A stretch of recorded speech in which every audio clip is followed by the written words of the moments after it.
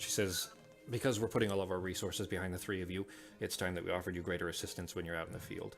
And to that end, we've hired a new seeker as well, whose sole responsibility will be providing you with live intel when you're hunting down an Idrilim. She reaches into a side pocket of her blue-green gown and extends a hand to the three of you. She says, take these. And on her open palm, you see that there are three small, plain-looking pebbles. Each of them have a smooth hole that's bored through the center. She says, these are stones of far speech. Each of you place one of them in one ear. While you're wearing them, you'll be able to communicate with us at great distances. You guys each have one, so she's handed them to you. After you've kind of settled them into one ear, you hear a voice come through that is immediately familiar to Kitas and Evara. It says, hello, sirs. And just then, the hallway door opens behind you, and standing there wearing a bracer of the college is that ever-cheery halfling detective that you met on the tram in the Undervard. That guy. Yeah. Little detective that had helped you guys with that. Ango, yeah. Ango. He steps into the room. He says, "What's that? What did you say?" I was just gonna say, as my mic sensitivity. I can hear you fine. There was a little bit of I can hear you fine. There was a little bit of network lag there, but other than that, the mic sensitivity is fine now. Okay, cool. So he steps into the room. He says, "Guess I'm going to be working closely with you guys, huh?" And the director gives Ango a curt smile. She says, "Ango here has been." Well, he's been a bit of a thorn in our sides. After he saw you with the Ram's Head Hammer, he started to take on some cases from people planet side who would file missing persons reports for people that they then would not remember the next day. Things began to get kind of complicated up here with his... he was starting to piece together things that we didn't want him piecing together. So I had Carrie do some recon, and we brought him up and hired him. You remember when you found the Ram's Head Hammer, he saw it, and he was, kind of coming close to it a little bit, and you kind of hid it away from him. And he kind of ran interference for you guys so that you could escape. You remember? Yeah, because Ango started to get drawn in by the hammer. Yeah. For a by second. the way, yeah. Peter, this discussion is vaguely familiar to you in that you saw the hammer once, and so that that you know what they're referring to. Except when you saw it was 2 years before these guys did. So we'll get to that too, but. Anyways, the halfling continues. So now, if you guys have any questions about something while you're out on a mission, I'll be able to help you on the fly. So I've got to go get set up though. So just call me if you have trouble. Ango gives the three of you a big smile and a youthful wave before stepping out into the hallway. You hear kind of a jaunty tune that he's whistling quietly as he makes his way out of the arboretum. Now you're alone in the room, just the three of you and the director. And she says, "So, here we are." She closes her eyes. She brings up a hand in front of her face. She holds her index and middle finger out while using her thumb to hold the ring and pinky fingers down, and then she touches each of her eyelids while murmuring an incantation. Her hand drops, her eyes open. You see that her eyes are glowing kind of a dim blue for a brief moment, and then she gazes around the room slowly, like she's scanning for something. After a moment of doing that, she says, "What I'm about to tell you is to remain amongst ourselves and no one else. Do I have your word, each of you?" Absolutely. Yes, you do. And Sako says it 4 times, just to make sure, with the reverb. She says, "As you all know, the Collegium Statera was founded with the sole purpose of locating and destroying the Hands of Extinction, these Idrilim. Because of your efforts, we are now more than halfway to achieving that goal. While we had agents of varying capability in the field, I kept this information to myself, partly to protect them and partly to protect our mission." She pauses for a moment. While there are many dangerous artifacts and magical apparatus in the world, there are really only 7 true Idrilim, of which you've already recovered 4. Peter's research is helping us locate the remaining 3. You will each have new accommodations to move your things to, our best dormitory, in fact. You will have remote assistance from Ango, and you will have open access to the training facilities, of which I've scheduled you a training session for tomorrow morning, by the way. We are putting every resource behind the 3 of you to locate and retrieve the remaining Idrilim and end this threat. So, we're put it simply, we're counting on you. She says, that's all I have for you. Rodot will assist in helping you relocate to the new dormitory. If you would, just one final thing. Could you take this file up to the Dellen's cap chambers and give it to Sebastian, please? We need to feed Cetus this particular information. Yeah, sure. She holds it out to you guys. So we'll hand away that portion of it, then you grab it. All right, so you guys are... Did you have anything else for her before you go up to the Dellen's cap? I don't think so. Sako? I'm good. Okay. Alright, so you guys make your way up to the elevator. Peter, where's Toki? By my side. Okay. You guys see when you step out of the director's office. Maybe maybe Peter was trying to keep it careful, but Nivara in particular. In fact, roll an animal. Yeah, I guess animal handling on Nivara. For what? Animal handling? Yep. Gee. Yep. You don't get to make a lot of those.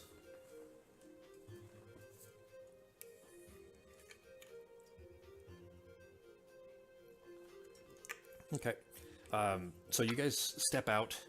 It's not awkward, but it's still a little bit strange in that you've never really, this is the first time kind of meeting Peter, and all of a sudden, you guys are a team.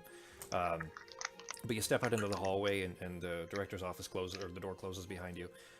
And as soon as you step out there, Peter makes a snapping, like just a quick snap of his fingers. He doesn't hold his hand up. This is still, hands kind of down to the side. You just hear the snap, and you look down at this snapping sound, and you see that there's now a snow white, little bit dumb, little bit retarded looking cat that's walking down by his feet. Bright green eyes, but just a snow white cat. And with that animal handling check, Navarre, you're immediately aware that this is not really a cat. Although it looks like it, you are very familiar with what a cat should smell like and how it should move and everything else. And although every visible and tangible reference that this animal makes, you realize that that's definitely not a real cat. But at the same time, you're still kind of comforted because animals aren't allowed up here on the on the moon. Really, there's no animals up here. So still, despite it not being real, there's still kind of a comfort in that there's this vague animal-like creature. You do recognize it as being fey, by the way. It's something fairy-like, you could say, that is now walking down beside him. Peter, any description to that? You do notice that Nivara is kind of staring at your cat all of a sudden. Taco? I'm sorry, yeah. Did you... So you kind of stepped out, you summoned Toki. It is now walking down by your feet, and you notice that Nivara is staring at it. Yes. I see my cat. How do you like him? Did you hear, babe? No, I didn't hear that. Yeah, he was observing. Yeah. Taco was asking how you like the cat. I think that's what he said. Yeah, basically, he said, I see you notice the cat. How do you like him?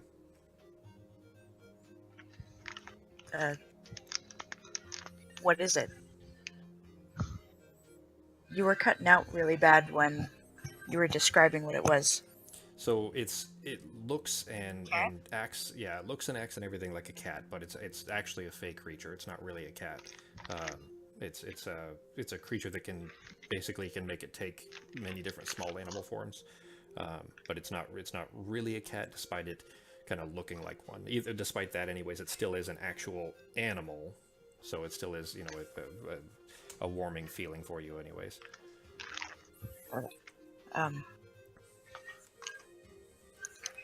It's nice to be able to actually see animals again up here.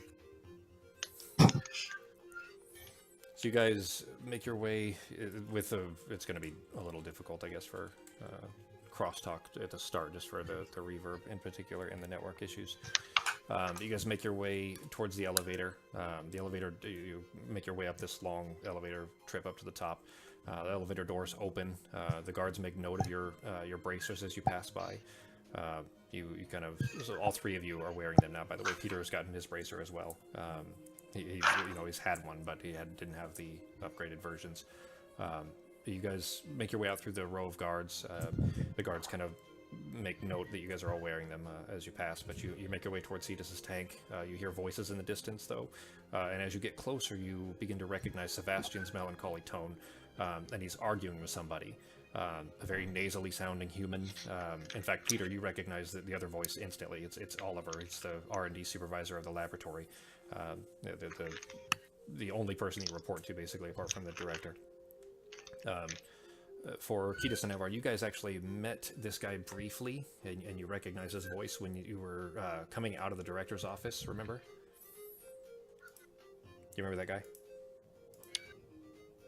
You cut out there. Okay, whose voice when we come out of the director's office?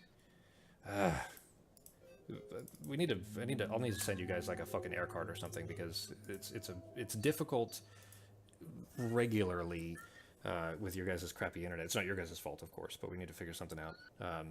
Having to repeat every other thing is going to make that more complicated. Anyway, so when you guys were going to the director's office once, this guy came out of the office and was not wearing a bracer. You remember that? Yeah, he stormed out of the director's office, remember? Yeah. He had been... I forgot that part, but okay. All right, so this guy, had stormed out of the director's office, very, very nasally, a little bit nerdy sounding, had been arguing with her about the Dellen's cap, and now you guys are up at the Dellen's cap, and he's arguing with Sebastian. You guys remember who Sebastian is, of course, right? Yeah. So he's arguing with Sebastian, and you made a quick note at the time that he wasn't wearing a bracer. So anyways, you hear his nasally voice whining. He says, "We don't know anything about this. We don't know anything about this creature, and we're putting all of our faith into it. What if, we don't know its life expectancy. What if it just dies of old age? Where would we be then? What if this thing reproduces asexually and, maybe it pops out a kid and it makes us forget its own existence? Then we'd be sunk." He says, "You've got to let me." And the two arguing men notice that you guys are approaching, the three of you. The R&D supervisor, Oliver, says, "Oh, you two. And Peter, what are you doing up here?" I just joined up. He says, "Weird. I can't remember ever seeing you outside the lab before, that's all. Well, I was just having a conversation with your lackey here," and he nods towards Sebastian, saying that we don't know how this Dellen's cap thing works. We don't know how it operates. I'm asking him to let me take it back to my lab to see if I can figure out what makes it tick. But, all right. And as he's kind of starting this argument again, he's almost, you see Sebastian kind of put a hand up like he's about to continue that. He's interrupted by Cetus, who belts out 4 loud, mournful notes that echo throughout the chamber, immediately putting an end to the argument between Oliver and Sebastian, who both kind of stare up at the gargantuan jellyfish, slack-jawed in awe. And for a moment of silence, Oliver continues, "See, that's exactly what I'm talking about. We don't know what it is, or what it just said there, or what it wants. Obviously I'm upsetting it, so I'm just going to go talk to the director. You guys have fun with your little pet. But, if your pet, croaks or something, just know that this is on you." And he turns in a huff and walks back towards the guards off in the distance. Roll another handling check on Navarro, please.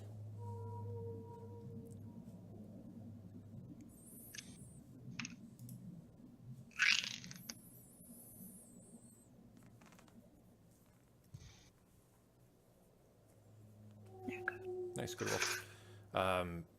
With you immediately after those 4 notes, you remember before one of the times it kind of belted out those same 4 notes. They sound familiar because the last time that you were here, and it put a tentacle up to the glass. Do you remember that? Yeah. Yeah, it made that same song. But you feel just an immense deep sadness coming from it. So it basically just made that same song again as that time, and similarly it felt that same kind of sadness. So anyways, that's it. You guys are up here now. You were sent to deliver that file. Did you guys look at the file or anything, by the way? No, actually, I didn't. I just carried it up. So. Okay. All right. So you guys are outside the tank there. You hand it over? Yeah, I'll hand it over. All right. You give him the file. He grabs it and he kind of looks at the little tab, opens it up for a second. He says, "I guess I was expecting this one. It's Captain Ed. It's his information. It's an ugly business, but we do what we got to do." He says, "You know what?" And he's turned around and he's walking over to the tank to go over towards the passer that you've seen him feed the Cetus through. He says, "Can I ask you guys a question?" Sure. Yeah. He says, "If you guys beef it down there, are you cool with the fact that the world's just going to forget about you?"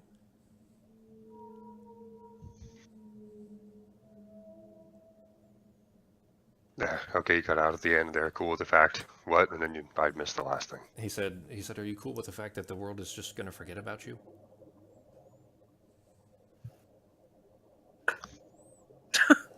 Cut out again. Cool with the fact that the world is just what? The Yeah, world. cut out. Yeah. Yeah, cool with the fact that the world is just going to forget about you.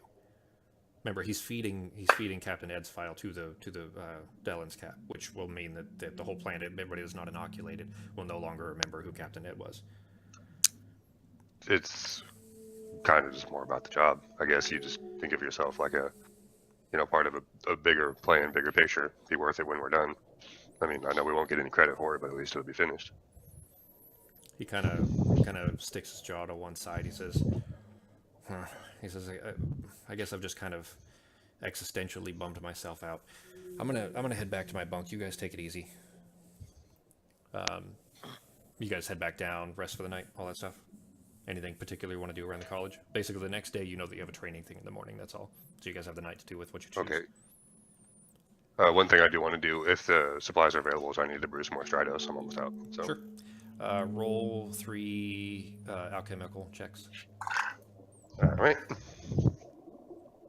Becky, anything you wanted to do? I guess just studying my book. Okay.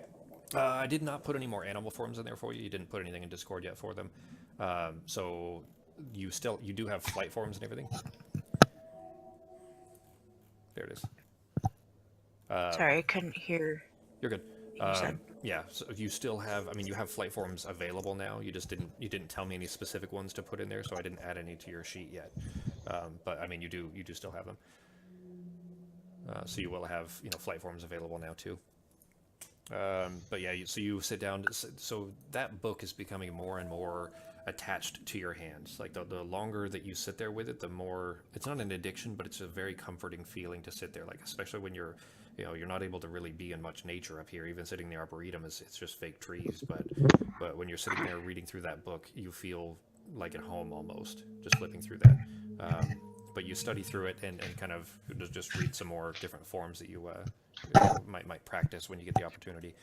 Ketis, you brew 2 sets of them just fine, but the third one, maybe you were distracted, but you don't feel like it came out very good. You kind of look it over and it feels really thin and doesn't seem... you don't feel like it was even worth refilling that vial, so that vial is wasted, but the other 2 are full. Okay, cool. Yeah, I know that one roll wasn't very good. So. Yeah, but you've got 2 full vials now. Peter, anything you wanted to do for the night as far as studying or reading, preparing anything? You've got training in the morning, basically. The 3 of you have a training exercise in the morning. Yeah, I think I'm good for now. Okay. All right.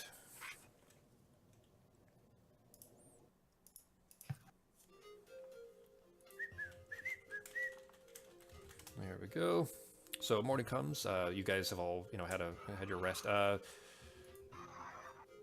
There's one thing that you for sure would have wanted to do, Becky, was restock your arrows because you only have 3 left in your quiver. So we'll just say that you stopped by the Fantasy Costco and picked up some arrows. You there? Yellow, you guys copy?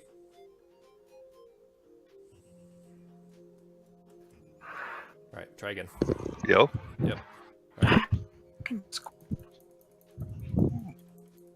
guys green yet? Crappy internet. Yep. Yeah. All right, Yeah, you guys it's all green now? red. Is it still red or green now? Hang on. It's not normally this bad, Sako. Their internet sucks, but it's not normally this bad, so.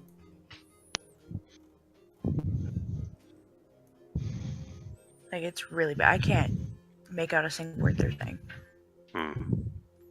We'll give it a sec.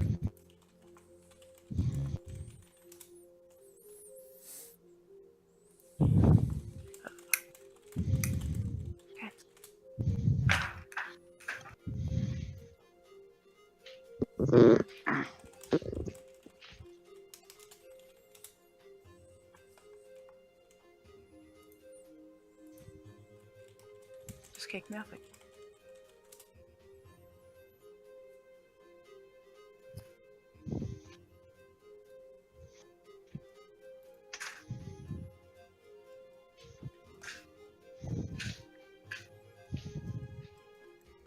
I'm hearing you guys. You're still red. I'm hearing you guys okay. You're just not hearing me. Well, now you're starting to come back in. Okay. There we go. That's better. Yeah, I'm hearing you guys fine now, so hopefully that's back to normal. What about? Can you hear any? Yeah, Okay. I can hear right now. All right. So real quick, go to the Discord. I'm gonna show you something on Discord. Okay. So you will each see 3 channels, I think, of the chat channels. You'll see they'll all have that little pound symbol, the hashtag symbol. You'll see games, D&D, and then you'll have your characters. So Ben _ characters, Becky _ characters, Sako _ characters. Any character info, like Becky, for example, your flight form or whatever, any of the forms you want to use, just throw them in there in your character's window, and I'll get them added to your sheet or whatever changes. You know, any things that you need to mention about your character, throw them in there. The D&D channel will be kind of our normal chat channel. The games one is for just other games and stuff like that. All right, you guys still hear me okay? Yep. All right, are you Yeah. both green now? Yeah. Yeah. All right, so morning comes. The 3 of you are now seated in the training chairs with blindfolds on. Kitas and Navar have done this a handful of times, just, you know, and kind of testing it out where there's been some kind of downtime basically at the college. Peter, this is your first time in this chair. Basically, you're sitting in a chair with a blindfold on, and you I mean, your eyes are open. You can look into this blindfold, but right now it's just a plain piece of cloth that you're looking at. You hear Carrie's voice. All 3 of you are familiar with Carrie. Peter, Carrie was that half-orc that brought you up here. Remember? Yeah, I remember. You know, she's pretty. She's around the college all the time, basically, when she's not out in the field. So you all are very familiar with her and friendly. She says, "Okay, guys, you blew through the last training challenge like it was nothing. So Rodalt had this one tuned to be a lot harder. You guys ready to get started?" Let's do it. Yeah. Ready. Okay, so Peter, again, this is the first time for you, but light emits from the inside of the blindfold directly in front of your eyes, kind of like a headset would be. You each see a massive room appear. Looks somewhat similar to the huge open aerodrome hangar that you guys saw when you're outside the Whispers. This one, however, is enclosed, though. It's a massive room, but it's dark steel and crates that surround you. This looks to be something of a cargo hold, almost. In the center, however, you see an angry, hissing creature, a huge serpentine form that resembles kind of a combination of a centipede and a crocodile. It's got a thick-scaled hide that are deep blue scales. As you watch, though, the scales begin to kind of shimmer and change color until you find it difficult to focus on its shape and its location. It hisses again, so you just still know where it is, and then you see the shimmering shape begin to charge towards you. Roll a nature check on Nivara.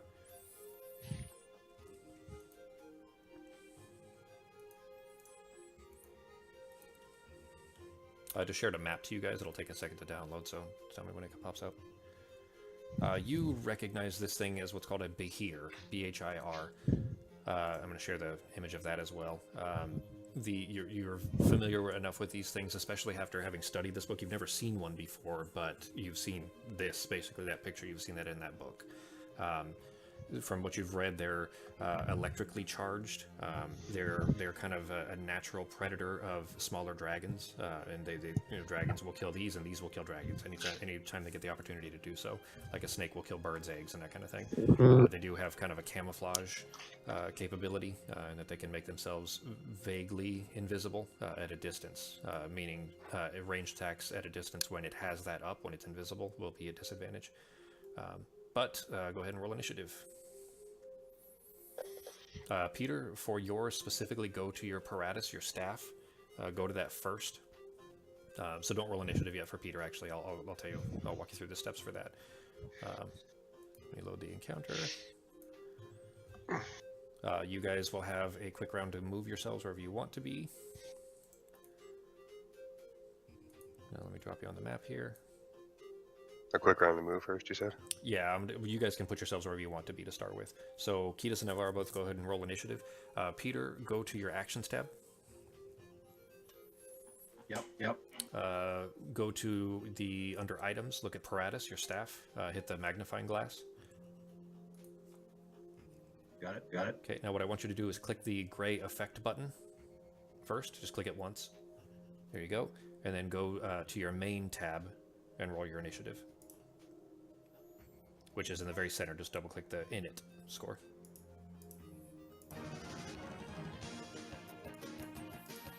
And we'll get some badass Lufia music here. And my map's still not up. Okay, that's fine. We'll give it a second to load. This is a pretty big map. So what that did for you, for Peter, is your staff gives you advantage on initiative rolls. So you see how it will drop off once you ran that. You see how the dice is green in there, Sako? Yes. Yeah, so that was showing that you rolled with initiative. You dropped a 6, so you rolled a 16 and or a 6 rather, and a 17, and it took the higher of the two, giving you a total of 19 for your initiative there. So anytime you're going to roll initiative, you want to click that staff effect first, and it'll automatically apply for you. Okay. All right, go ahead and move yourselves on the map whenever you want. Once your map is loaded.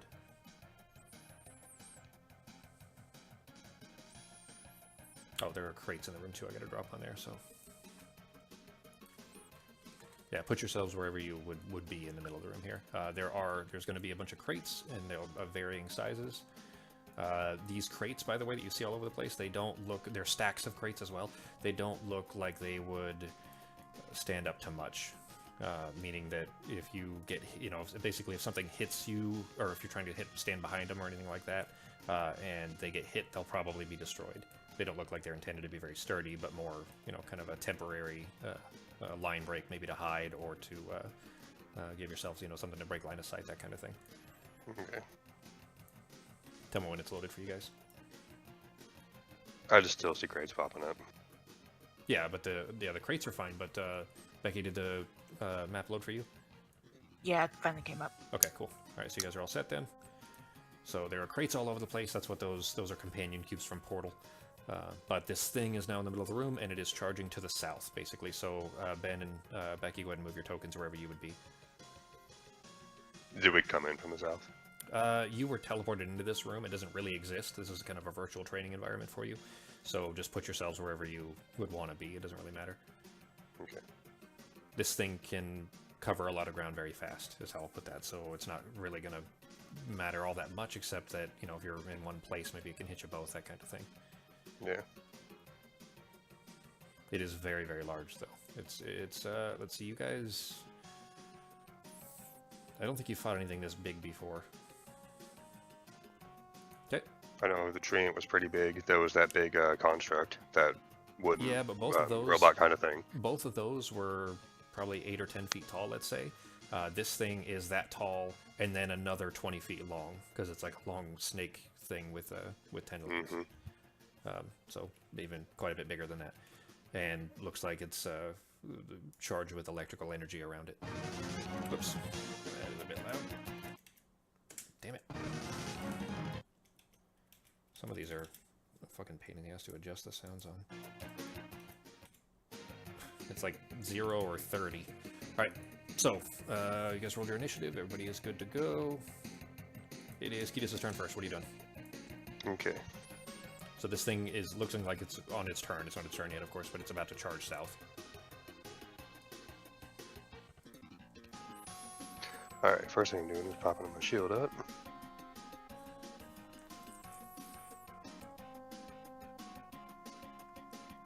I'm gonna find one that I can tune a little better here. How's this one? That'll do. Okay, shield up. What are you doing? Checking over my spells real quick. Okay.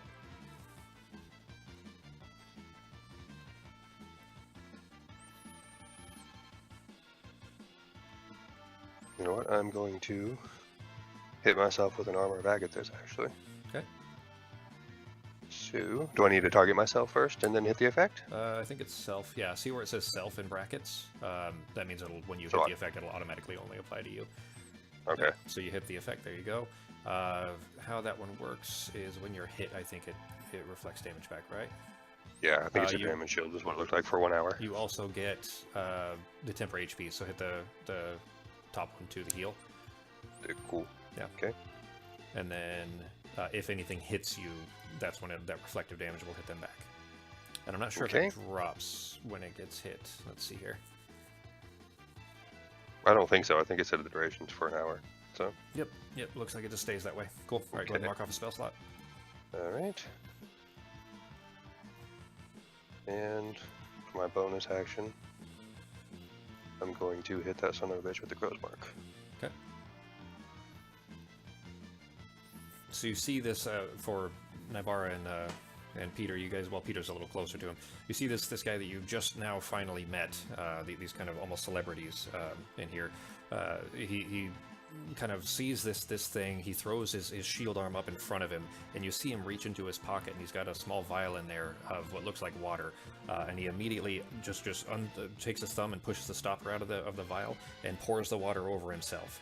Just it looks obviously quite strange, but you're kind of familiar with, pretty familiar, of course, with arcane invocations, let's say. So this isn't all that strange, except that he did just kind of douse himself in water. But you notice the water starts to kind of crystallize on his skin. And it looks like there's this kind of icy covering over him, basically, as he does this. And then he mumbles, is it VSM for Crow's Mark? Let me see. That one doesn't have anything, never mind. So the other thing, there's no notice to that, but yeah, you put your Crow's Mark on him, good. Cool. Alright, that it for your turn? It is. Let me move that down. Alright, Navarro's turn. Alrighty. I'm going to use Stone Skin. Okay. Guys are going to play this one safe, huh? Yeah, I'm not just gonna go in and try to slash at this guy. It's not Yeah, gonna work. rarely do you guys throw up buffs and shit before you start a fight. Usually it's just go in swinging until things get hairy. Well, this thing's a little bit bigger. Than probably shouldn't play around. Well, it is virtual, but still. Yeah, well, still. Yeah. Alright, so Stone Skin, that's a concentration, that's your action, right? That's not a bonus action? Yeah, no, that's my action. What level is that? 4. Sorry, I wanted to read it real quick. With Sako now, he's got practically every spell in the book, so I've got to remember all the spells now. Oh, nice. That'll be handy. So similarly, you see... oh, shit. You don't have the Diamond Dust for that. I'm going to go ahead and let it go for this one, but that one has a material component. So, Becky, go to the Stone Skin spell and click the little gray button so you see the thing come up for it. Ah, crap. You see where it says VSM, and then the important part of this is the one that says Diamond Dust worth 100 gold, which the spell consumes. If it didn't consume it, and it didn't have a value there, then you wouldn't, it wouldn't be a concern. But specifically for this, you would need to have, a pouch at least of 100 gold worth of crushed diamond, basically. I'm going to go ahead and let it, because this is kind of a virtual one anyway, so it's not really happening in fiction. So, with this, we'll hand-wave that portion of it. Basically, in the future, if you want that, you'll want to, go buy those from Fantasy Costco and just keep them in your bag so that you can throw Stone Skin up when you want to. Alright. But that's up. Do you have a bonus action or anything? Not for right now. Good. Is that it for your turn, then? Yeah. Alright. Peter's turn. What are you doing?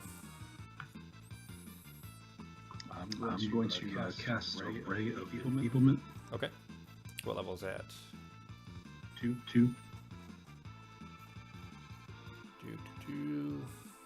So that makes him... No, okay, that's not the one I was thinking. Alright. Strength-based attacks are half damage, I think that's what that is. Yeah. Alright, so he's going to roll a con save. So basically this one, Sako, I had, given him some preface on this. This will be a little slower than the normal process, of course. I specifically wrote this session with room for tutorializing, so it won't run super long. But basically, how this is going to work is you've already got him targeted, so you're good there. You hit the cast button, and it's going to roll the attack to see if this ray hits, and it'll roll the save to see whether or not the effect sticks. So go ahead and hit the cast button.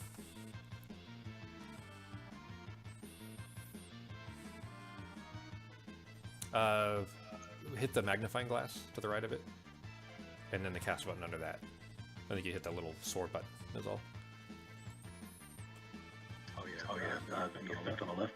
Yep, no, the cast button, the little dice shape. There you go. Alright.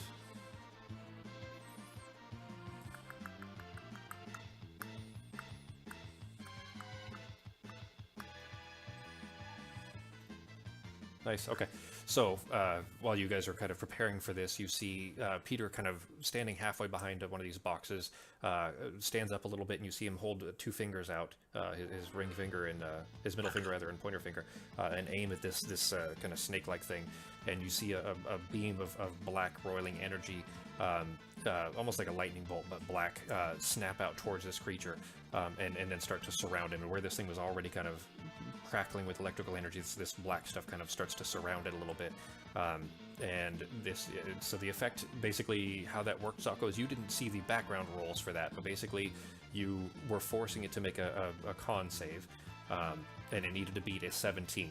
It rolled a 4, its modifier's 4, meaning an 8, so it did not beat your DC, meaning your spell was more powerful than its resistance in this particular case. So it is now enfeebled, really. But basically how it works is, as long as you keep your concentration up, which you need to now that you've tried to cast this and you've gotten it up, you see the effect there that says Effect, Ray of Enfeeblement, and then Self. Click that gray button.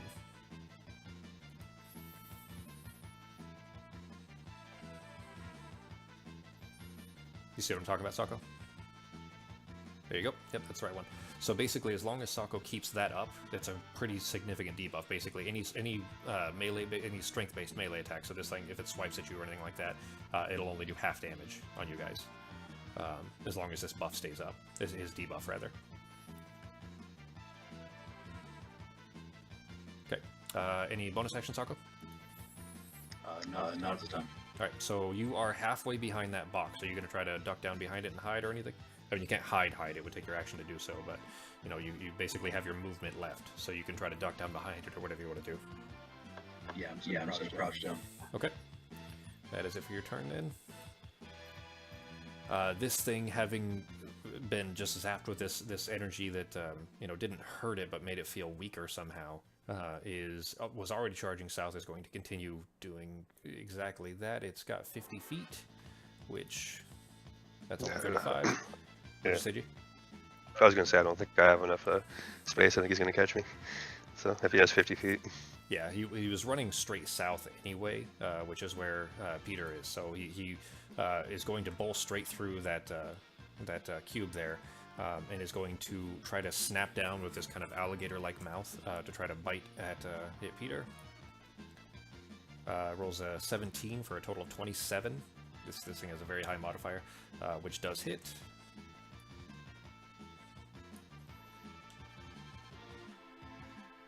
For a total of 23, which is almost half of Sako's health, of Peter's health, but the enervation is reducing that, basically. So it would have been... no, sorry, the 23 is a con save. Never mind. It would have been 28. He only did 14 because of the effect that's on it. Cool. So anyways, this kind of alligator spider, alligator snake thing comes serpentine back and forth over and over again, and then just snaps down at kind of over covering both the box and Peter, and Peter manages to kind of jump out of the way just in time, gets kind of a nasty slash down one arm, but is otherwise not as badly wounded as it otherwise would have been. There was another effect of that bite that, had he failed that save, would have been much worse, but Peter's roll kept the concentration up. So basically, Sako, every time that you have a concentration spell up, anytime you get hit or take damage of any kind, or if you do something, like if you're falling through the air or something like that, anytime you're doing something that would kind of potentially break your concentration, it'll make what's called a concentration save. Where it'll just basically see whether or not you're able to keep the concentration spell up, and in this case you were. So even though you took damage, it wasn't enough to break your concentration, meaning it's still enfeebled. It technically has 2 attacks, but because of that charge, it is stuck there for the moment, and it is back to Kiedis' turn. What are you doing? Okay, my turn? Yep. Sorry, you cut out there. Yeah. Okay. Alright.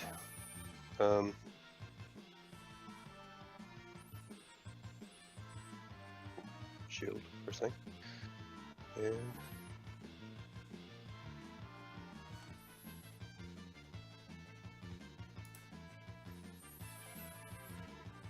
Alright. I'm going to see if I can hit him. So move up a little bit here. Okay. You gonna swing at him with Ruin? Yeah. Okay.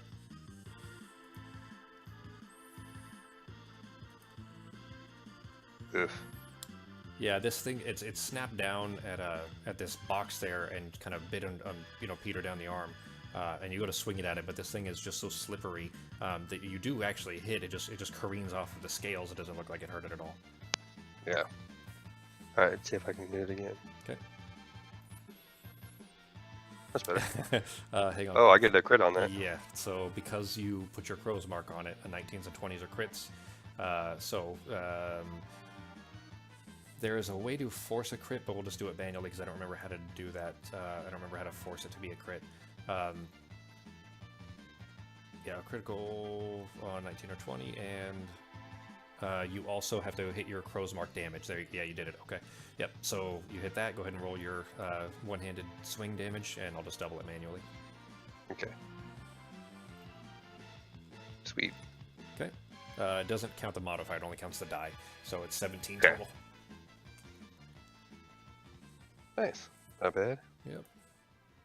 All right, then I'm just going to kind of step back a little bit. Okay. Yeah, you have mobile, so Peter, you see him jump up and swing at this thing once, and it just goes wide. It kind of just slides off the scales. But then he brings it back up and stabs it in, and you see that the tip of this blade of this kind of very plain but elegant looking longsword that just bites straight into this thing, and you see that there's the blood of this thing is kind of a dark blue, but it looks acidic. It looks dangerous. Doesn't get it on either one of you. You do notice that as he stabs into it and then yanks the blade free. And then he jumps back. He just kind of hops himself back. You notice that the thing does not bite at him as he jumped away. Specifically, he's got a feat that means he doesn't provoke opportunity attacks as long as he hits something. That's it for your turn? Yep, because I haven't been hit yet, so. Okay. Navarre's turn. Alrighty. Going up here. That's as far as I can go. Okay. Was that your 30? Yeah. At least as far as I can tell. It looks like 30. Okay. Alright. And we're going to do Flame Arrow. Okay.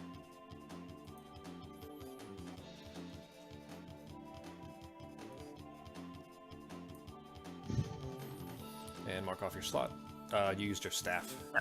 So you go ahead. You put What? your Oh. you put your flame arrows up, and then you try to swing it in with your stick.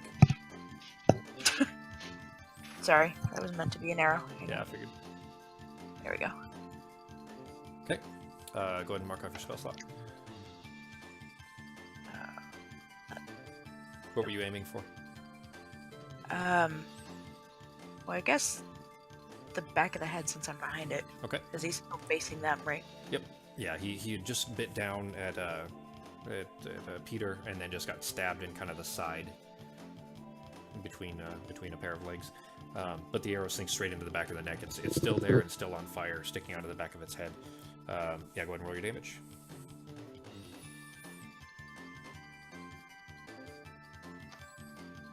There you go. Okay, and that it for your turn. Yes. Okay, and back to Peter's turn. What are you doing? So this Alright, giant alright. snake-like thing is right in front of you. It just bit you, just kind of slashed down one of your arms with a tooth. You just saw it get stabbed and then get shot in the back of the head with an arrow. It still looks very angry and doesn't look like it's badly hurt yet at all. Alright, I'm gonna run behind it, then cast Firebolt, enter it. Okay. Here's how the moving around it works.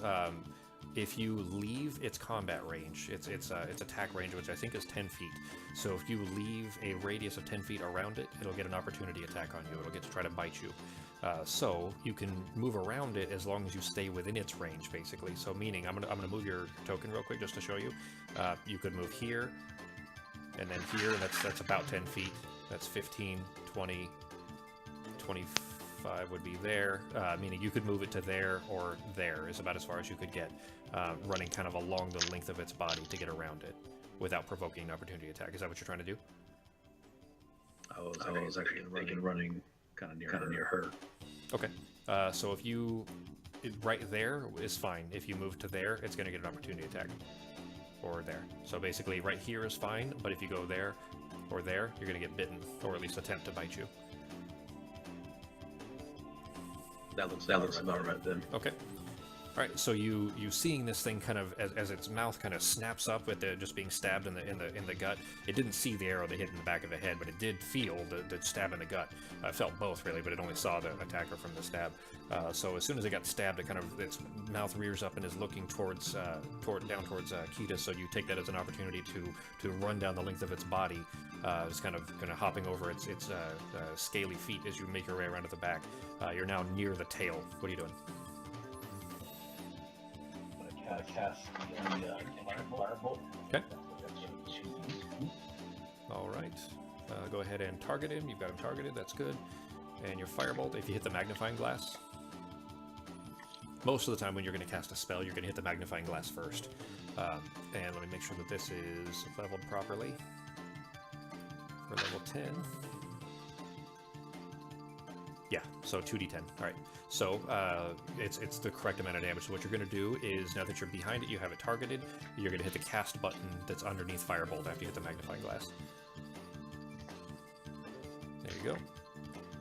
So you run around behind it, and as you're kind of nearing the end of this run, you're kind of holding your left hand out towards it and releases this bolt of fire, but unfortunately where you were standing, the tail is just whipped out of the way as this thing is kind of constantly serpentine movement, even when it's standing still on its legs. The tail whips out of the way just in time, and the bolt just smashes into the ground. There's a small little spark as it kind of burns out when it hits the steel floor. That was it for your action. Do you have any bonus actions? Not this time. That it for your turn then? Yes. Okay. You do have free actions too, by the way. So as far as if you needed to yell to somebody or anything like that, those are called a free action. So you guys can kind of communicate as needed in the middle of a fight that way. Okay. It is the Bahir's turn. It is going to, seeing Ketis had just snapped at it and then jumped away, it is going to barrel over it, and you see this that crate that it was kind of in front of it. One of its feet just comes crushing through it and smashes it flat to the ground. That crate is destroyed. It is going to charge over towards Ketis here. It is going to... Huh? I'll parry if I can. I'll parry if it hits me. Okay. It is going to try to bite you. The first bite misses. It is then going to snap its tail around to try to swing its tail around you. Actually, this is with its front arms. It is going to make a grappling swing at you, which does hit. So you will need to make a... Where's the DC on that? Roll a Dex save. You need to beat a 14.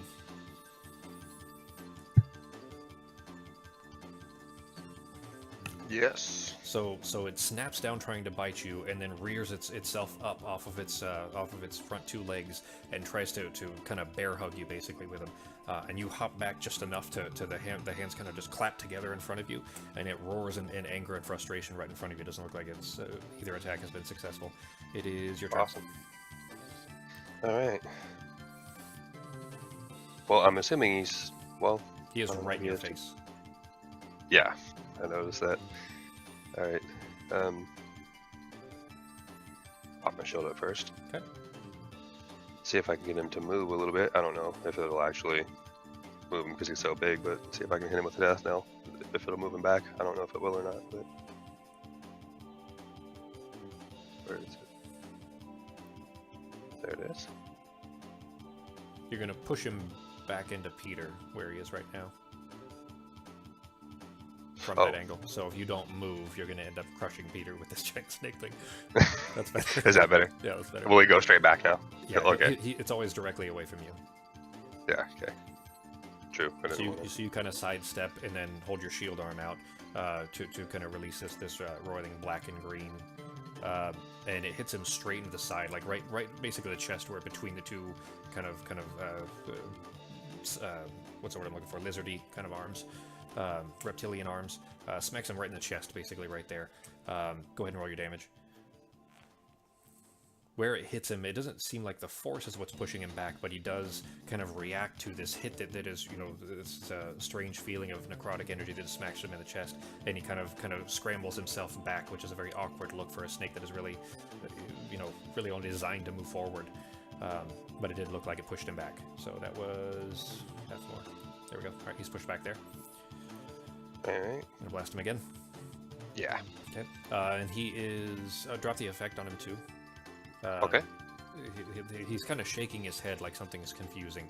It's still, you know, an animalistic creature. It doesn't look, you know, like it really understands what deafness would be, but it is deafened at the moment. But you also notice, by the way, that as you guys are kind of stabbing and swinging and hitting this thing, you're seeing an effect from what you're doing, but at the same time, it doesn't look real. It looks like digital almost. It looks like bad CGI, where you stab and some of the blood pours out. It doesn't look like real blood. It looks CG. Okay. Kitas and Navarre have seen this kind of thing before in the previous training environments, but Peter's never seen, you know, that this thing is obviously showing that it's not real. All right. You See do if I second can hit him guess? with another. Yeah. What, hit with another one there? Also hits. You gonna knock him back Okay. again? Yeah.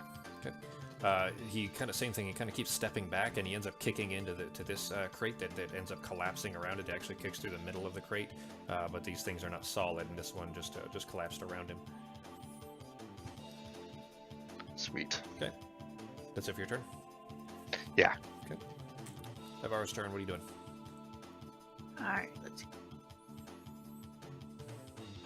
Alright, so we're going over here. Okay. And there's left. So Now it's because it is kind of reared up and still standing tall. You can shoot right over Peter's head and not really risk hitting him at all.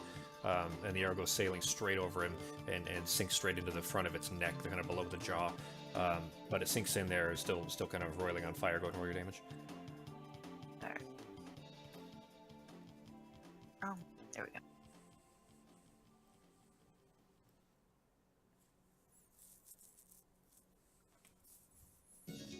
There you go.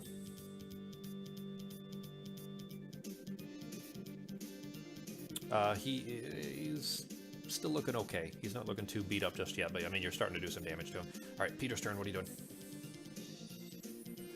All right. I'm going to move, cast it on his archer, cast it at level 5. Okay. What level is it normally? 3? No? 2? There it is. Okay. All right, so level 2, and you're going to cast it at level 5, you said, right? Yeah, it's the maximum range 30. Okay. Are you at 30 feet now? It looks like, yeah. Cool. All right, so what you're going to do then is, looks like at at a 5. That's normally a 2. 1d8 for a slot above second, so that's going to be 2, 3, so 3 more d8, so... Wait, am I doing that right? Yeah, it's 3 more, so it'd be 68 total, right? Correct. All right, so have him targeted, and then hit the cast button, and he has to beat a DC 17 Dex save to see if he jumps out of the way in time. If he does, he'll take half damage. So hit the cast button.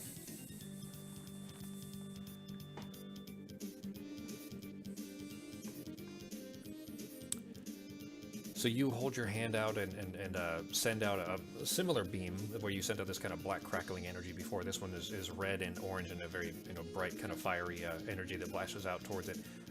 And it sees this light coming out of the side of its kind of row of eyes along its face there, and it kind of turns just in time. And it looks like he was going to jump out of the snap his head out of the way, but he turns to face you at this kind of bright light that just appeared out of the side of its out of the side of its face rather, and turns to look at you just in time for this beam to smack it square in the face, and does not make his dex save. Go ahead and roll the damage on it. So it's going to be because it is 68, just pick up the d8, which is on the row there. It's the third from the left. It's what it looks like it would be 2 triangles, but third from the right rather. So you'd see your d4, your d6, and your d8. So yeah, pick it up and then right click 5 times, and you'll see that you have 6 dice that are held there, right? Once you have that, throw them in the chat box.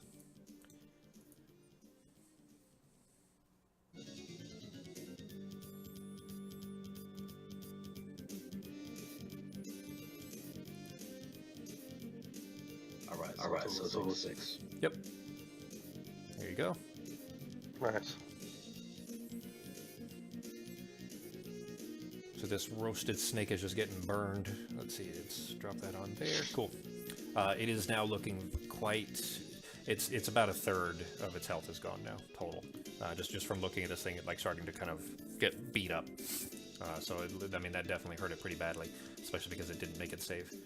Go ahead and mark off your spell slot. You casted it 5th, okay. Yeah, so you casted that at 5th, so you marked off your 5th, you're good there. Any bonus actions?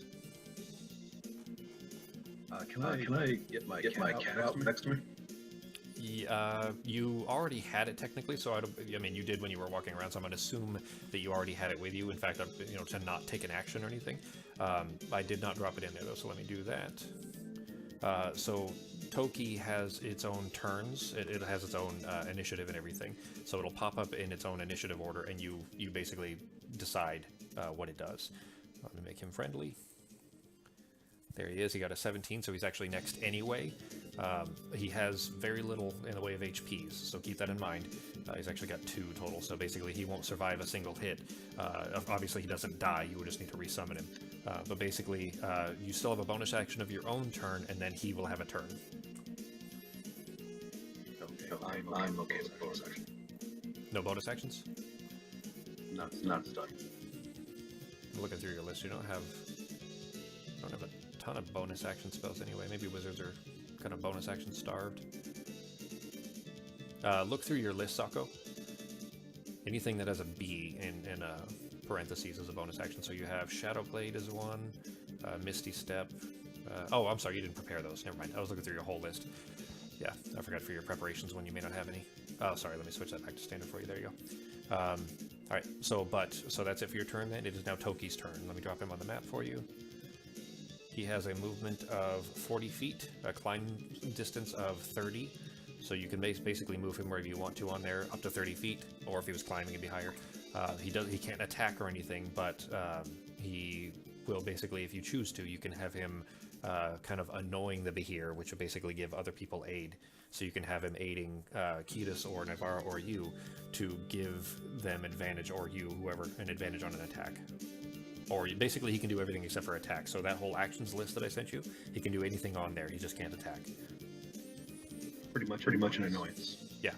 But I mean, the biggest factor, this is where they get a little bit overpowered, is most people will use a familiar to send them out to annoy an enemy to give them aid. So basically using the aid action on its turn to give someone else, it doesn't work for everybody, but give a specific person help on their attack, which gives them advantage on their attack. So you can have him annoying the Behir, you know, in your direction, so that the Behir would be distracted when it's trying to attack you, and then you go to swing at it and you get advantage on your attack. That kind of thing. All right. So what is he doing? He's gonna perch on top of that box. Okay. And then I guess kind of draw attention a little bit. Everyone's gonna be moving. Okay. Oh, sorry, I didn't see that there was already a box there. I'll just drop the box on top of him. There you go. I'm going to move him slightly to the side so that it's easier to see that he's, you know, he's on top of the box. I just moved him to the side so that they're not stacked. All right. It would need to be in range of it to give aid, though.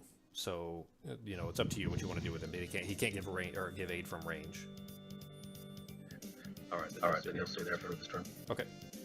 Is that it for its turn? Yes. Okay.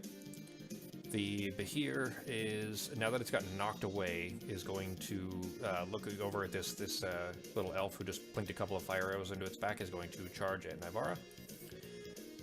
And is going to try to snap it a bite. And it comes kind of snaking its way towards you and just brings this face down and just grapples straight over through your arm, the teeth going deep in through your arm. With half of that, wait, 180, that still should be halved. Hang on, let me make sure that that's doing the math right. It's not. Okay, let me cut that in half because it's still, that is a strength-based attack. There you go. So it did 13 damage to you, not 26. It was supposed to have been 26. But, so the bite, although heavy, it yanks its head back. You just have this kind of bleeding wound sticking out of your arm, but it did not break your concentration. but it is going to back it's going to back up to here. You're going to get an opportunity attack. So go ahead and take your opportunity attack. If you want to, it'll spend your reaction to do so. Yeah. Okay.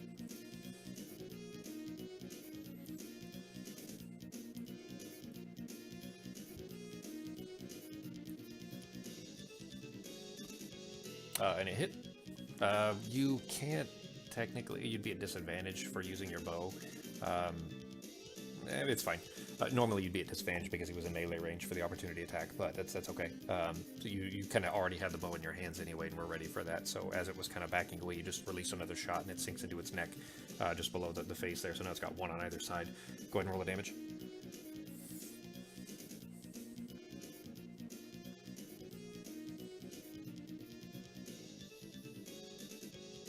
It didn't hurt it too much, but I mean, it's still, you know, got all these flaming arrows sticking to it, and its face was burned, and it got a couple of good jabs in, and blasted in the chest with the stuff. So it's looking beat up, but not. It's still got a ways to go. But after that bite, it kind of snakes its way back, or it snakes its way ahead, and then spins itself around, facing you guys again. And you see its mouth open, and there's kind of crackling electrical energy begin to kind of snap out towards you, and it actually snaps out at first at Naivara, and then chains over to hit Peter. You guys both need to make a DC 16 save. Oh shit! I rolled it on itself. So both of you roll a dex save, and you need to beat a 16.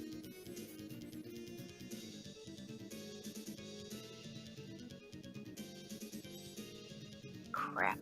That's not good. It's a 6E, right? Yeah, so you go to your main page, and then there's the stack on the right side. You double click on the one that says Dex, the one that says Save for Dex. There you go. You both were not quite ready for this kind of a explosion of lightning towards the both of you, and you were both going to take full damage from it. And that could go bad, because that's a lot of dice. Becky, you actually had stone skin and flame arrows up, which were both concentration. So you would have only been able to have one of those two, but it doesn't matter because you both got knocked down. The music kind of fades down. These things, you know, this thing was intended to be, you know, a no-win kind of a thing anyway. But the kind of training simulation begins to end. You both kind of got just shocked pretty badly. But it was not necessarily something you were intended to win, but more of a matter of just practice anyways. You guys both kind of eyes open up inside the training room there. Kiedis is technically still in there. You're still seeing this, so you did see both of them just get shocked, but you know, it's up to you whether you take your blindfolds off or not. G, what are you doing? Oh, to pop out of the training? Yeah. Yeah, alright. All right, so you just saw both of them get kind of their little, you know, virtual versions of themselves get shocked.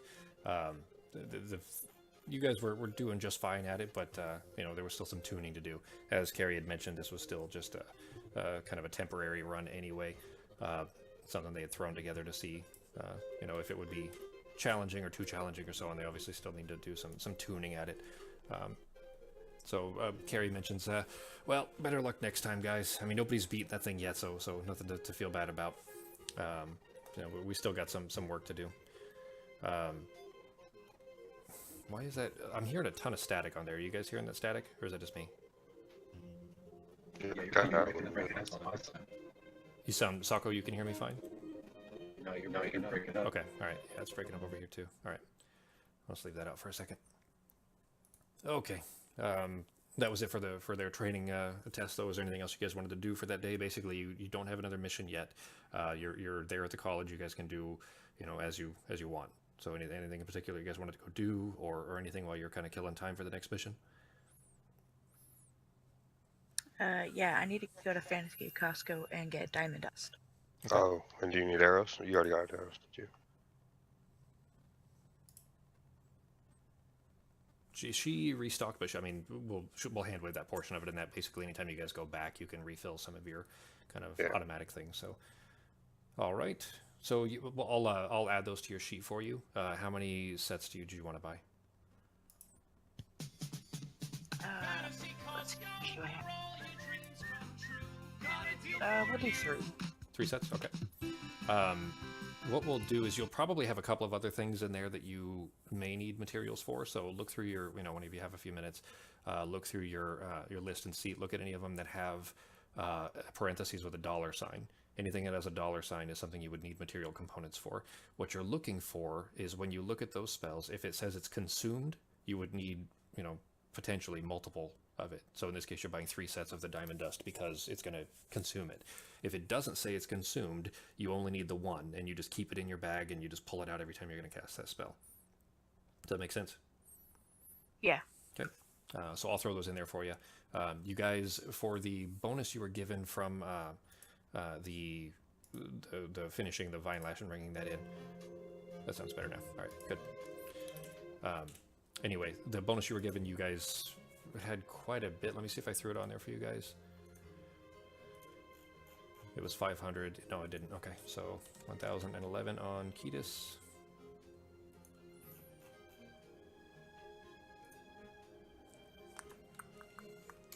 And Peter had 1,050, I think, something like that. And 1473 on Nivara. There you go. So that was the coin pouches that Drew gave you guys when you turned into Vine Lash. That's what that was. So you guys have quite a bit on you. Did you want to buy anything else while you were there, or just spell component stuff? That's all I could think. Do you need anything? I don't think we need anything else. Alright. I think that might be good. Sako, nothing for you? I have components for my familiar, right? Yes. I mean, that's something you would probably have regularly anyway, and Toki wasn't hurt there, so you don't necessarily need him at the moment. But we'll do the same for yours as well, actually, so we can throw those in Discord later on anyway. Any components that you would want to make sure you had enough of. And I'll put a reminder in here. All right. I guess the only thing I want to pick up from Fantasy Costco is Jar of Bees. You want to buy that jar of bees? All right. I will put that on there for you. Had my eye on that for a while. It could be a good distraction. Or you could just drop it on your toe and sting yourself like an idiot. Or whatever the description was, or something like that. All right, so we're from there. Basically, you guys have maybe gone in there and tried a couple more times trying to kill that Bahir, and it's always, you get a little bit closer each time. You kind of work it down a little bit, but eventually it ends up swallowing one of you or lightning one of you. You end up kind of whittling it down, but you've never successfully beaten that thing just yet. But each time you go in, Rodalt and Carrie make kind of small changes to it a little bit here and there, trying to one, make it a little bit more fair, but also realistically dangerous, I guess you could say.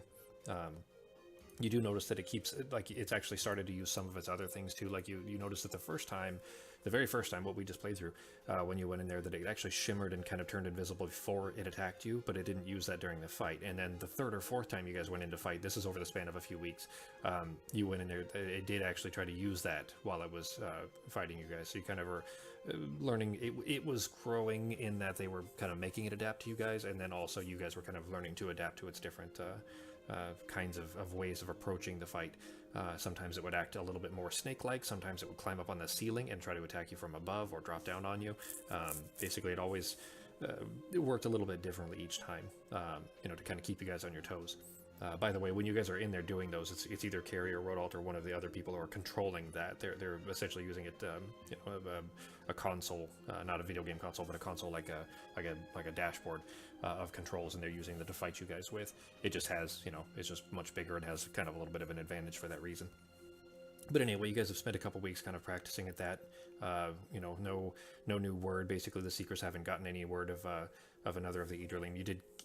You were kind of pondering over what the director had told you earlier, and that you weren't really aware how many were out there, but that she told you that you're already 4 down and there's only 3 left. I mean, there's kind of a small spring in your step, I guess, for that reason, that you realize that you're kind of, it sounds like you'll be able to go back to a normal life at some point. I mean, you've only been up here for 5 months and you're already halfway done. So more than halfway. So, if things were to keep a similar pace, I mean, you ought to be able to go back to your normal lives here in a few months. and have this kind of adventure to remember everything by, and tell your grandkids about kind of thing. But that being said, it's been 3 weeks, 4 weeks now since you went down to Cragshade.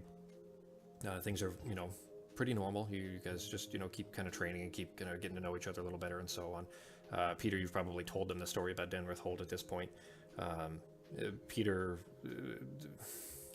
Sako, I would have you just describe it, but I don't know that they're going to be able to understand it with the echoing. Do you remember? Okay, do me a favor, Sako. I guess just do maybe the first couple sentences. Maybe if you can keep it as a quick summary of what happened at Denrith Hold. See if we can hear if it'll make sense. All right, I'll see. It gets kind of breaking up. Yeah, it already sounds like it. All right, maybe we'll go over that another time. But basically, he's kind of giving you guys a little bit of a story about how how he came into the college. It was one of those things that just over lunch one day, right after training or something like that, you guys kind of sat down and you asked him how he came to the college, and he asked you, and you kind of shared the stories. And his in particular is when he was a long time service military man, had been in the Imperial Army of Mist, the Mage Cadre, for many years, basically his whole life, until about 2 years ago, where he had gone to a tiny little village about a day's ride east of the capital, and a little town called Denrith Hold.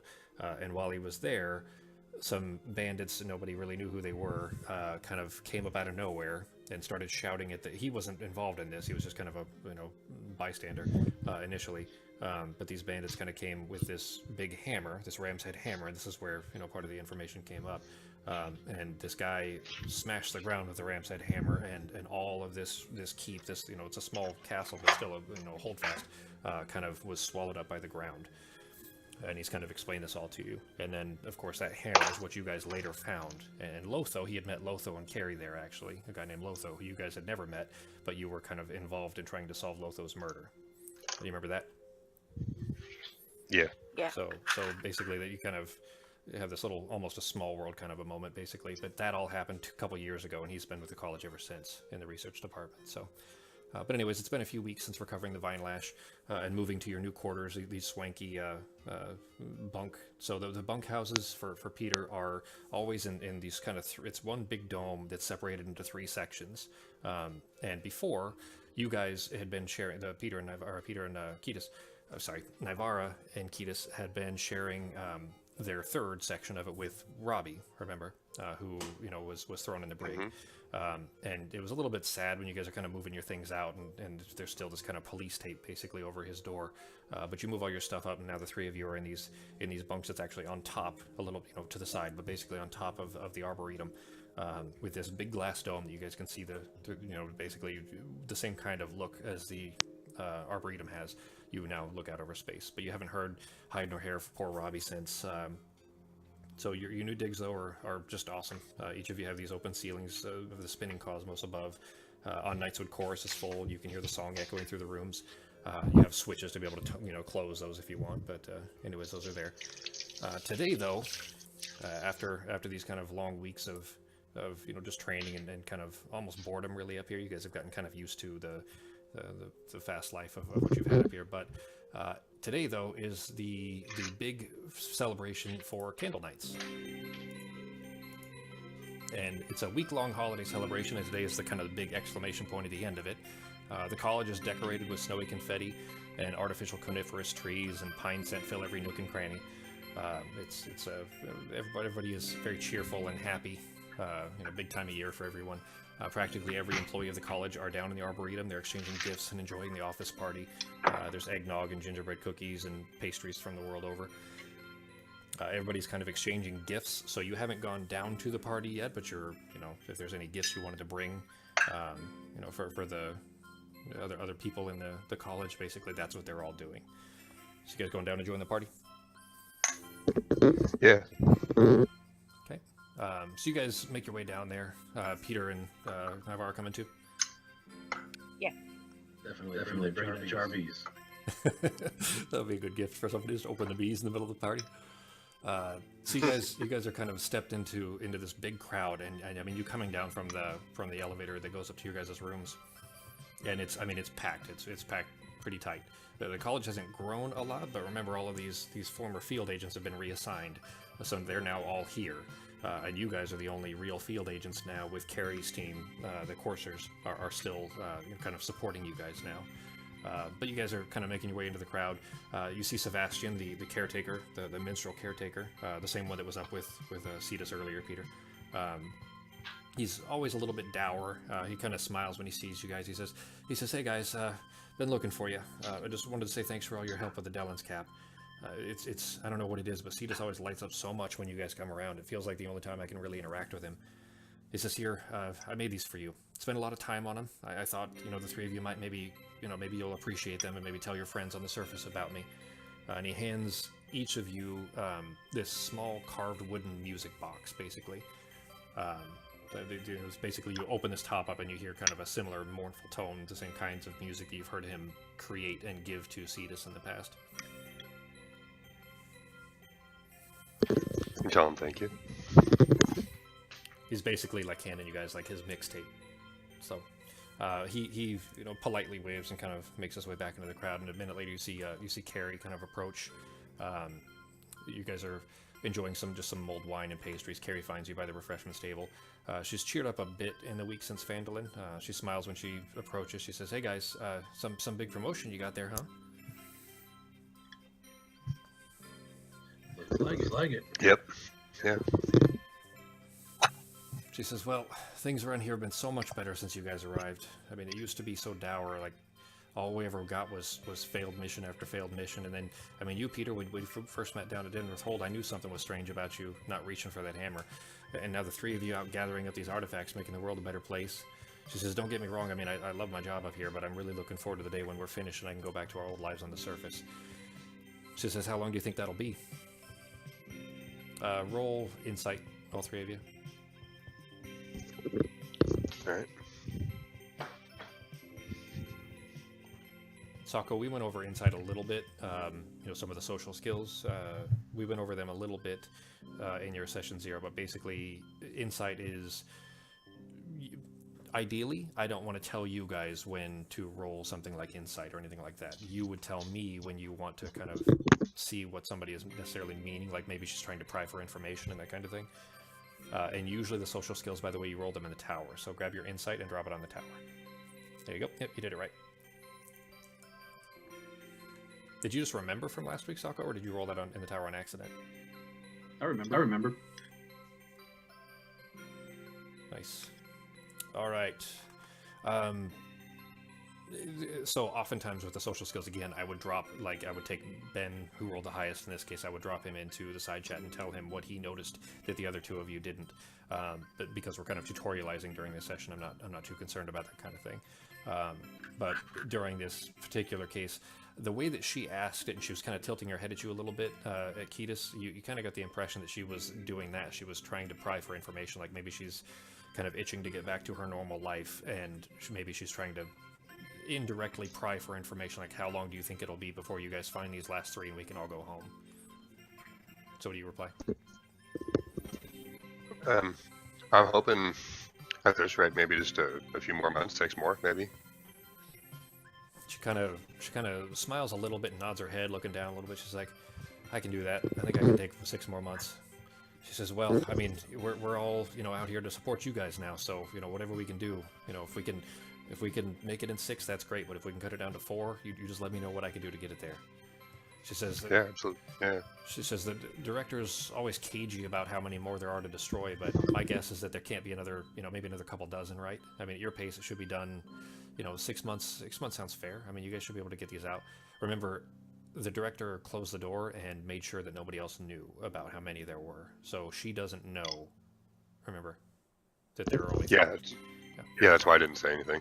Because she said she thinks there's 12 or whatever, right? So I'm just not going to say anything. Yeah, she says another dozen, a couple dozen. She has no idea. To be fair, she doesn't know how many you've actually brought in either. She doesn't know so I'm just more than one, She says, "Well, all right, I mean, anyways, I made you guys these. It's just something useful for you to think of me by." And she hands each of you a carved whetstone. They're carved in the shape of a duck. She says, I know swords and knives aren't your guys' bag tricks, but good whetstone's always useful. But she hands you those, and she kind of makes her way back into the crowd. So you guys are kind of just enjoying the party. You guys do anything in particular while you're there in the party? There's no games and stuff like there was at the Hollow's End. At the Hollow's End, this is more of a just kind of meandering around and drinking.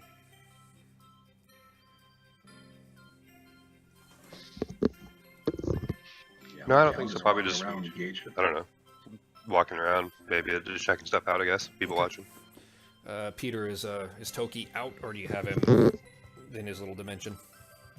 He's always by my side. I'm just walking around engaged in the party, seeing how people feel.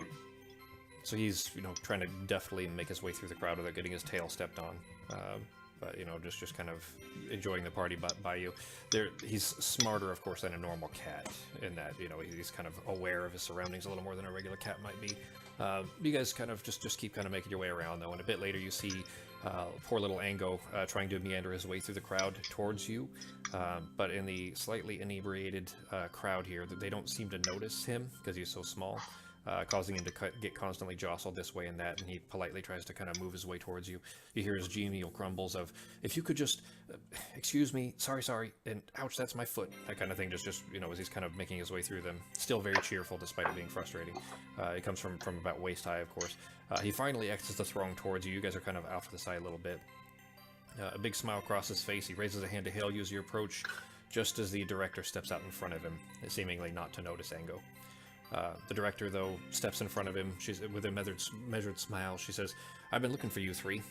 And in your ear, you hear the dejected halfling say, well, I guess I'll catch up with you guys later. And the director continues, while it may not be wholly appropriate for someone in my position to give her employees, I couldn't help.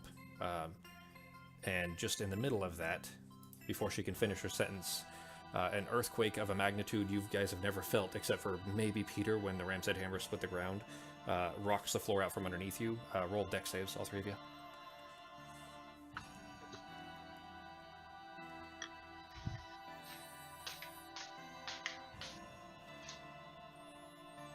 Oh, sorry. That said auto-fail because I hadn't taken off the unconscious effect off of you yet, so hang on, let me take those off. Then you can re-roll. Oh. There you go. Alright, re-roll... Yeah, there you go. Re-roll Peter's dex save. There you go.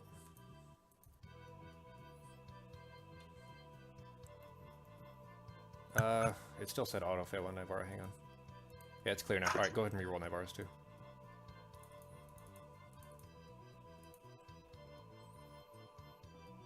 Oh, it's because your HPs. Hang on, sorry. Your HPs. There we go. Alright, that's still... You end up rolling the same anyway.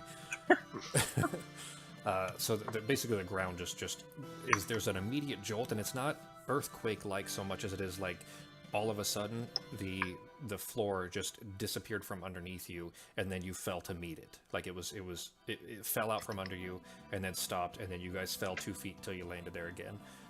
Many of the partygoers, there's just an instant, just panic and screaming. The lights go out for just a brief second and then come right back up. The partygoers are knocked to the floor, spilling drinks and cookies everywhere. Navarro, you go tumbling straight to the ground. Ketis and Peter, you both kind of stop yourselves and land on one knee. But there's just this cacophonous explosion that accompanies this quaking ground, and the glass dome above the Arboretum is filled with a searing, blinding light. You hear over the stones of forest speech, you emit the stones that you have in your ear. You hear a nasally panicked voice shout, Elsbeth, there's a problem. That name. The director, steadying herself and taking stock of the situation, responds over the stones, Oliver, how did you get this frequency? What's going on? She murmurs an incantation, and you see the stone in her ear glow an ethereal blue. She appears to be listening very intently, but you're no longer hearing Oliver on the other side of it. A half second later, the director shouts, You did what? And as she steps away from the crowd, the partygoers are kind of picking themselves up, starting to scatter a bit. There's still just this blinding light coming through the glass ceiling. But the party's kind of scattering, taking note of if something is upsetting the director like this, then shit must be going down. At this point, you see something coming into view above the Arboretum's glass dome. Peter, you have no trouble recognizing that it's your office and the rest of the lab are floating up above the lab, or above the Arboretum now. There are huge gouts of flame that are spewing out from beneath it, like an arcane arrow rocket booster that are lifting it up off of the surface, where it once resided beside the main college facility.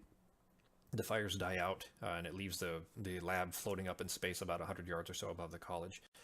You see the director run over to Rodalt, the most distressed you've ever seen her. She says, "Ro, here," and she scribbles something down on a slip of paper and hands it to him. Rodalt looks at the paper and opens his mouth to question, but she interrupts him. Just do it, go. And before he shoves this thing into his pocket, and he runs off towards the administrative offices. She turns towards the three of you, and you hear over the stone say, she's at a distance, she's probably 15 feet away from you, but over the stone she says, "Oliver, he's found one of the artifacts, and he's used it." And that's where we will stop tonight's session. All right. So, let's see. Like I said, I wanted to keep it at a little bit short for tutorializing, so I had some room in there for that. That fight could have kept going, but I didn't want it to go too long and run into time. I guess we only did, 2 hours anyways. Let's see, next week, we good for, the 11th, next Sunday? Yeah, either Sunday or Monday, whatever you want to do. Sako, what do you got? I don't think we're doing anything, so. I'm down for next Sunday. All right, then we will plan for next Sunday. That will be the beginning of the Crystal Kingdom is the name of this arc.